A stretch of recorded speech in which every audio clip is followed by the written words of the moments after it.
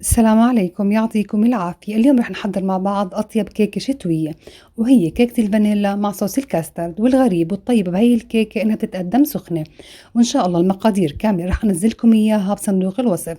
رح تكون طريقة التحضير والتقديم كتير حلوة وطيبة. خلونا نبلش مع بعض نحضر المقادير الجافة. عندي هون كوبين إلا ربع من الطحين متعدد الاستعمالات، نخلتهم ونزل عليهم ربع كوب من الكاسترد ومعلقة كبيرة من البيكنج باودر. بقلب المقادير الجافة مع بعض كتير كويس، بخليها على جنب لوقت الاستعمال. وعندي هون خليط المواد السائلة، عندي 4 حبات بيض درجة حرارة المطبخ، ربع معلقة صغيرة ملح، معلقة كبيرة فانيلا باودر، كوب سكر حبيبات، وكوب كاملة من الزبدة الدايبة.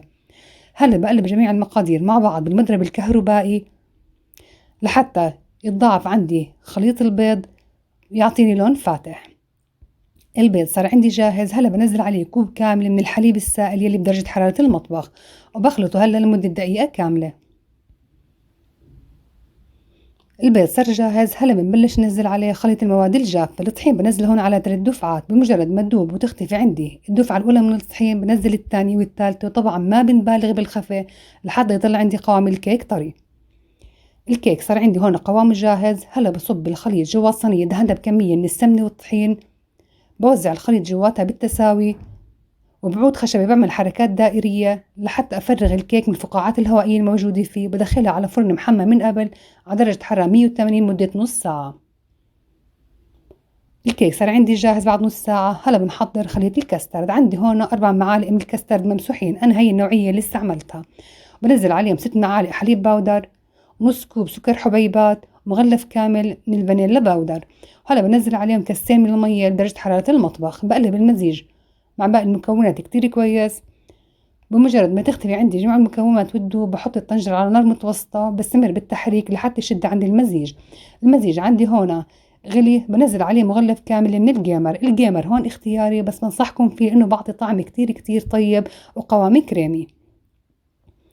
بخلطهم مع بعض كتير كويس، وهيك خليط الكاسترد صار عندي جاهز. وهلا بصب خليط الكاسترد وهو سخن فوق الكيكة وهي دافية، بحاول اوزعه بالتساوي.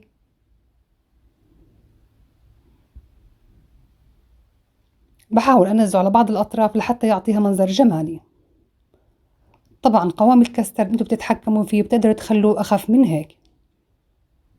وهلا بنكمل تزيين بالفستق الحلبي المجروش وبتلات الورد الجوري. بتقدر تزينه بأي طريقة تانية بدكم إياها، مثل حبوب الشوكولاتة أو القرفة أو الجوز الهند المحمص والمبروش.